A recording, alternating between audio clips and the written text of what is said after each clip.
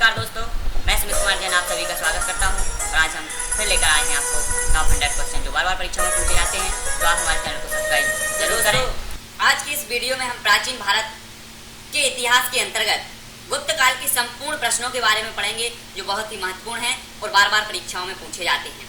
तो आप हमारे चैनल को सब्सक्राइब करें और हम इन प्रश्नों को किस प्रकार से याद करते हैं, कैसी ट्रिक से याद करते हैं, उसका वास्तविकता से कोई लेना देना नहीं है, हमें तो सिर्फ याद करना है। तो देखते हैं इस काल को, गुप्त काल को भारतीय इतिहास में स्वर्ण काल कहा जाता है और एक बहुत ही महत्वपूर्ण काल है और इससे बहुत ही प्रश्न पूछे जाते हैं जिसको आज हम देखेंगे। सबसे जो पहला क्वेश्चन है, गुप्त वंश की स्थापना कब हुई थी? गुप्त वंश की स्थापना हुई थी 319 ईस्वी में। साहब, गुप्त वंश की स्थापना कब हुई थी? 319 ईस्वी में हुई थी। अब गुप्त वंश की स्थापना किसने की थी? गुप्त वंश की स्थापना की थी श्रीगुप्त ने। श्रीगुप्त ने जो है स्थापना की थी और इसके जो उत्तराधिकारी रहे वो रहे घटोत्कच। घटोत्कच उत्तराधिकारी थे, जबकि श्रीगुप्त ने क्या किया था? गुप्त वंश की स्थापना की थी। गुप्त वंश की स्थापना 319 ईस्वी में हुई और गुप्त वंश की जो स्थापना की थी वो की थी श्रीगुप्त ने। क्योंकि भारतीय इतिहास में इसको स्वर्ण युग या स्वर्ण काल कहा जाता है साहब गुप्त काल को, तो श्रीगुप्त ही करेंगे साहब। श्रीगुप्त ही इस युग की स्थापना करेंगे क्योंकि गुप्त वंश को इस काल का क्या कहा जाता है? स्वर्ण कहा जाता है। और स्वर्ण है तो साहब स्वर्ण को गोल्ड भी कहते हैं, तो गोल्ड जी से गोल्ड हो गया और गा से गुप्त हो गया साहब। तो गुप्त वंश के किस शासक ने महाधिराज की उपाधि धारण की थी? जो गुप्त वंश के शासक थे वो थे चंद्रगुप्त प्रथम। जो चंद्रगुप्त प्रथम थे वो उन्होंने क्या महाधिराज की उपाधि धारण की थी साहब, चंद्रगुप्त ने की थी। एक पहले चंद्रगुप्त मौर्य हुए हैं, वो मौर्य साम्राज्य के रहे, लेकिन जो गुप्त वंश के चंद्रगुप्त प्रथम थे जिन्होंने महाधिराज की उपाधि धारण की थी। अब हम देखें नेक्स्ट क्वेश्चन है, आर्यभट्ट कौन थे? आर्यभट्ट थे खगोल वैज्ञानिक व गणितज्ञ। गणितज्ञ से थे साहब कौन? आर्यभट्ट। आर्यभट्ट कौन थे? खगोल वैज्ञानिक और गणितज्ञ थे। और आर्यभट्ट किस वंश के समकालीन थे साहब? आर्यभट्ट किस वंश के समकालीन थे? तो वो थे गुप्त वंश। गुप्त वंश के समकालीन थे आर्यभट्ट। गुप्त वंश के समकालीन कौन थे? आर्यभट्ट थे। अब हम देखें आगे का क्वेश्चन वो है कि गुप्त शासकों की राज दरबारी भाषा क्या थी? जो गुप्त शासक थे उनकी राज दरबारी भाषा क्या थी? तो वो थी साहब संस्कृत। संस्कृत राज दरबारी भाषा गुप्त वंश की थी। गुप्त राजवंश के किस शासक ने हूणों के आक्रमण को रोका? गुप्त वंश का कौन सा शासक था जिसने हूणों के आक्रमण को रोका था? तो वो था साहब स्कंदगुप्त। स्कंदगुप्त ने हूणों के आक्रमण को रोका था। तो गुप्त राजवंश किसके लिए प्रसिद्ध था? गुप्त जो राजवंश था वह किसके लिए प्रसिद्ध था? वो था साहब कला एवं स्थापत्य के लिए। कला और स्थापत्य के लिए गुप्त राजवंश प्रसिद्ध था, कला एवं स्थापत्य के लिए। अजंता व एलोरा कलाकृतियां किस काल से? जो अजंता और एलोरा की जो गुफाएं हैं महाराष्ट्र में, वह उसमें जो कलाकृतियां या कलाकृति चित्र बनाए गए हैं वो किस काल से संबंधित हैं? तो वो हैं गुप्त काल से संबंधित, वो गुप्त काल से संबंधित हैं। नेक्स्ट क्वेश्चन है, कालिदास किसके राज दरबारी कवि थे? जो कालिदास थे वो किसके राज दरबारी कवि थे? वो थे चंद्रगुप्त विक्रमादित्य के साथ। चंद्रगुप्त विक्रमादित्य के राज दरबारी कवि थे। कालिदास को भारत का शेक्सपियर कहा जाता है। तो कालिदास किसके दरबारी कवि थे? वो थे चंद्रगुप्त विक्रमादित्य के। चंद्रगुप्त द्वितीय जिन्हें विक्रमादित्य की क्या उपाधि दी गई थी साहब? उपाधि दी गई थी। तो चंद्रगुप्त द्वितीय के जो है राज दरबारी कवि थे कालिदास। अजंता चित्रकारी किस धर्म से संबंधित है? जो अजंता और एलोरा की जो गुफाएं हैं जो महाराष्ट्र में है उसकी जो चित्रकारी है वह किस धर्म से संबंधित है? वह है बौद्ध धर्म से संबंधित, बौद्ध धर्म से संबंधित रखती है साहब अजंता की चित्रकारी। एरन अभिलेख का संबंध किस शासक से है? एरन अभिलेख का संबंध है भानुगुप्त। भानुगुप्त शासक हुए हैं, एरन अभिलेख से उनका बहुत ही गहरा संबंध है। तो एरन अभिलेख का संबंध किस शासक से है? वो है भानुगुप्त से।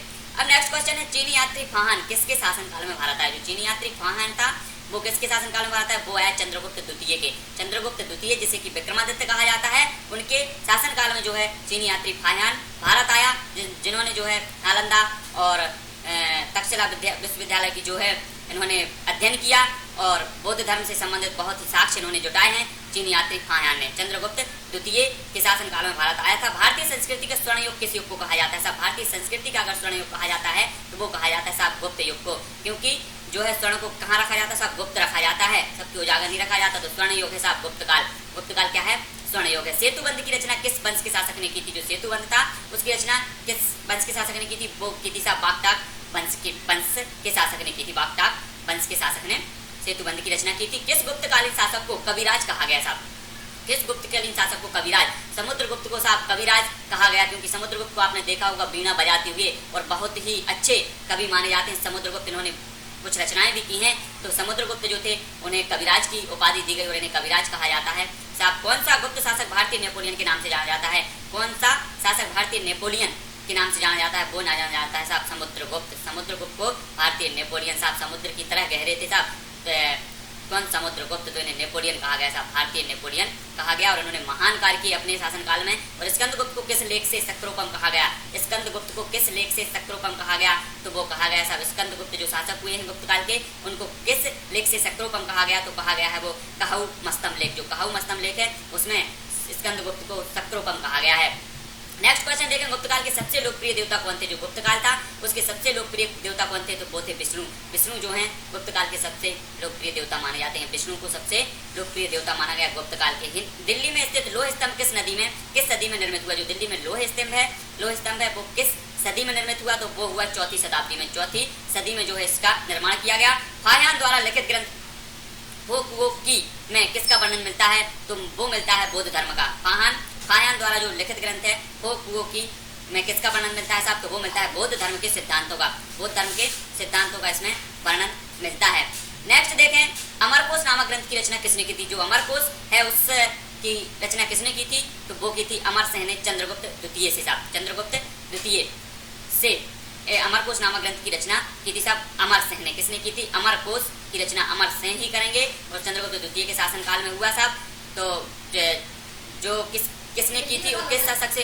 जो अमर सिंह हैं इन्होंने अमरकोश नामक ग्रंथ की रचना की और चंद्रगुप्त शासक से संबंधित रहे साहब। तो हरिसेन किसका राज दरबारी कवि था? जो हरिसेन था वो किसका राज दरबारी कवि था? वो था समुद्रगुप्त साहब। समुद्रगुप्त का राज दरबारी कवि था हरिसेन जैसे राज दरबारी कवि जब समुद्रगुप्त के शासन दरबार में थे तो समुद्रगुप्त साहब बहुत ही महान कार्य करेगा, जैसे कि भारतीय नेपोलियन की संज्ञा दी गई समुद्रगुप्त को। तो हरिसेन किसका राज दरबारी कवि था? तो वो था समुद्रगुप्त का। गुप्त काल की सोने की मुद्रा को क्या कहा जाता था साहब? गुप्त काल की जो सोने की मुद्राएं थी और इस काल को स्वर्ण युग भी कहा गया। सोने की मुद्रा को दीनार कहा गया साहब। बार बार परीक्षा में पूछा गया है कि गुप्त काल में कौन सी मुद्रा का प्रचलन था? तो वो था साहब दीनार का प्रचलन यहाँ था और वो मुद्रा थी वो स्वर्ण की थी। तो दीनार का प्रचलन किस युग में था? गुप्त काल में था साहब। अब देखें, कुमार संभवम महाकाव्य को किसने रचा? जो कुमार संभवम महाकाव्य है इसकी रचना की है कालिदास ने साहब। कालिदास की जो रचनाएं हैं विश्व की 100 जो पुस्तकों में या जो रचनाओं में गिनी जाती हैं तो वो कालिदास की जो श्रेष्ठ रचना है उनका नंबर उस 100 रचनाओं में किया जाता है साहब। तो नालंदा विश्वविद्यालय की स्थापना किस युग में हुई? जो नालंदा विश्वविद्यालय की स्थापना हुई थी वो गुप्त युग में हुई थी साहब। किस युग में? गुप्त युग में हुई थी। नालंदा विश्वविद्यालय की स्थापना किस युग में हुई? तो वो हुई गुप्त युग में। गुप्त युग में भू राजस्व की दर क्या थी? जो गुप्त युग था उसमें भू राजस्व की दर क्या थी? तो वो थी साहब उपज का छठा भाग। उपज का छठा भाग जो है शासक को देना पड़ता था। तो गुप्त युग में भू राजस्व की दर क्या थी? उपज का छठा भाग।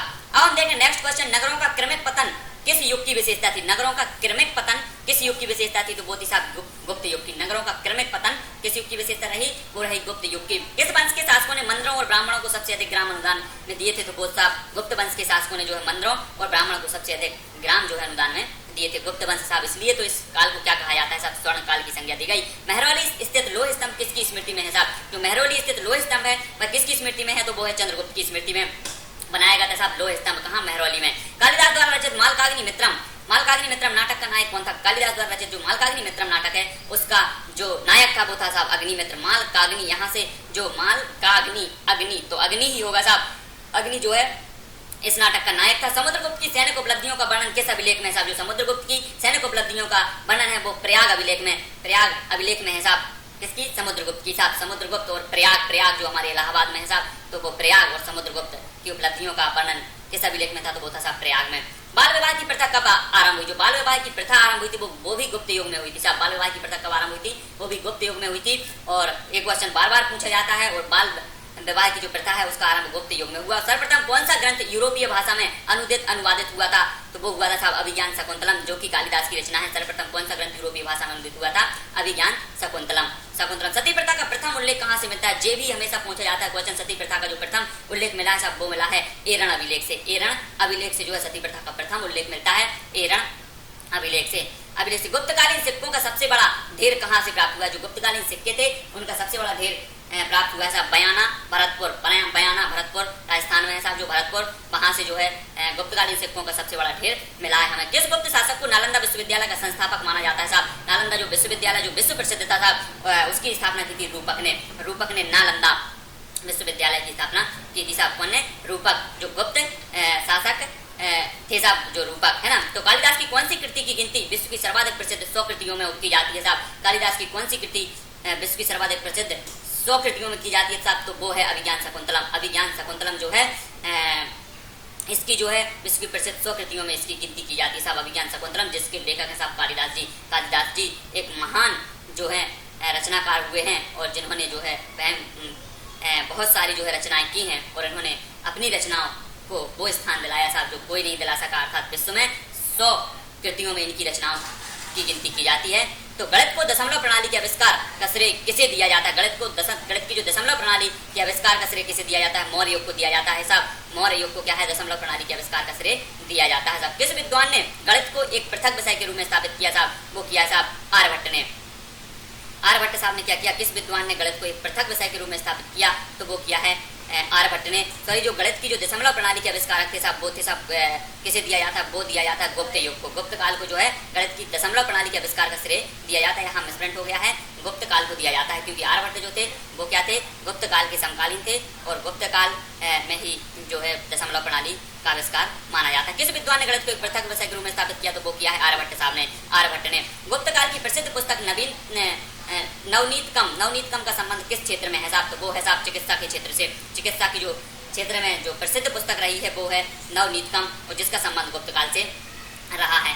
तांबे के सिक्के जारी करने वाला प्रथम गुप्त शासक कौन था? जो तांबे के सिक्के हैं वो जारी करने वाला प्रथम गुप्त शासक था साहब रामगुप्त ही होगा साहब जिसने तांबे के सिक्के जारी किए थे। और मेहरकुल का संबंध किससे था? मेहरकुल का संबंध था हुड़ से। मेहरकुल का संबंध था हुड़ से साहब। कौन से गुप्त राजा ने विक्रमादित्य की उपाधि ग्रहण की थी? तो वो की थी चंद्रगुप्त द्वितीय ने विक्रमादित्य की उपाधि ग्रहण की थी। किस गुप्त शासक ने दक्षिण में 12 राज्यों पर विजय प्राप्त की साहब? किस गुप्त शासक ने दक्षिण में 12 राज्यों पर विजय प्राप्त की थी? तो वो की थी समुद्रगुप्त ने। समुद्रगुप्त ने साहब ऐसे अनेकों महान कार्य किए हैं जिससे इसे भारत का नेपोलियन कहा गया। सर्वराजोच्छेता की उपाधि किसने धारण की थी? जो सर्वराजोच्छेता की उपाधि धारण की थी वो भी समुद्रगुप्त ने ही की थी साहब। समुद्रगुप्त को भारत का नेपोलियन कहा गया और सर्वराजोच्छेता की उपाधि भी समुद्रगुप्त को ही दी गई। चंद्रगुप्त प्रथम ने गुप्त संवत की स्थापना की थी साहब। गुप्त संवत की स्थापना चंद्रगुप्त प्रथम ने की थी। तो वो कब की थी? 319 ईस्वी में। 319 ईस्वी में जो है चंद्रगुप्त प्रथम ने गुप्त वंश की गुप्त संवत की स्थापना की थी। अब गुप्त संवत एवं शक संवत में कितना अंतर है साहब? गुप्त संवत और शक संवत में अंतर है 241 वर्ष का। कितना अंतर है? 241 वर्ष का अंतर है। किस वंश के शासकों ने चांदी की मुद्राओं का प्रचलन किया? किस वंश के शासकों ने चांदी की मुद्राओं का प्रचलन किया? तो वो है साहब गुप्त वंश के शासकों ने। गुप्त वंश के शासकों ने चांदी की मुद्राओं का भी प्रचलन किया और साहब इनकी जो मुद्रा थी वो थी दिनार, जो स्वर्ण की थी। तो दिनार हमेशा ही परीक्षा में पूछी जाती है और गुप्त काल के शासकों ने भी चांदी की मुद्राओं का प्रचलन किया। किसने समुद्रगुप्त को भारत का नेपोलियन कहा? तो वो कहा साहब विंसरेट स्मिथ ने साहब। विंसरेट जो स्मिथ साहब थे इन्होंने समुद्रगुप्त को भारत का नेपोलियन कहा क्योंकि इन्होंने बहुत ही महान कार्य किए हैं साहब। तो विंसरेट स्मिथ साहब जो ने क्या कह दिया साहब? भारत का नेपोलियन किसको कह दिया? समुद्रगुप्त को कह दिया। और गुप्त काल में प्रमुख शिक्षा केंद्र कौन से थे? पाटलिपुत्र और उज्जैनी। जो गुप्त काल था उसमें पाटलिपुत्र और उज्जैनी जो प्रमुख शिक्षा के केंद्र माने जाते हैं साहब। गुप्त वंश का अंतिम शासक कौन था? गुप्त वंश का जो अंतिम शासक था वो था विष्णुगुप्त। विष्णुगुप्त जो है गुप्त वंश का अंतिम शासक था और विष्णु जो देवता रहे हैं वो गुप्त वंश के प्रमुख देवता रहे। तो गुप्त वंश का अंतिम शासक था विष्णुगुप्त और विष्णु जी जो है गुप्त वंश के प्रमुख देवता माने जाते हैं। सती होने का प्रमाण प्रथम बार कब मिला? सती होने का जो प्रमाण मिला वो मिला 510 ईस्वी में। कब मिला? 510 ईस्वी में एरण अभिलेख से मिला साहब सती होने का प्रथम प्रमाण। सूर्य सिद्धांत नामक ग्रंथ किसने लिखा है? सूर्य सिद्धांत जो है वो नामक ग्रंथ लिखा है साहब आर्यभट्ट साहब ने। आर्यभट्ट ने सूर्य सिद्धांत नामक ग्रंथ लिख दिया। और नालंदा विश्वविद्यालय की स्थापना कब हुई? तो वो हुई थी 415 से 454 ईस्वी के बीच जो है नालंदा विश्वविद्यालय की स्थापना हुई। इस प्रकार हमने गुप्त वंश से संबंधित संपूर्ण जो क्वेश्चन है और जो बार बार परीक्षा में पूछे जाते हैं उनको आज हमने पढ़ा और आप इन क्वेश्चनों को बार बार पढ़ सकते हैं जिससे कि आपको याद हो जाएंगे। तो गुप्त काल से संबंधित हमने विभिन्न राजाओं को देखा कि किस राजा ने किस प्रकार के कार्य किए हैं और किस राजा को किस उपाधि दी गई और किसने उपाधि दी है। तो इस प्रकार से हमने प्राचीन भारतीय इतिहास के एक स्वर्ण युग के बारे में पढ़ा जिसे स्वर्ण युग कहा गया था। गुप्त काल जो भारतीय इतिहास का स्वर्ण युग कहा जाता है इसको हमने पढ़ा।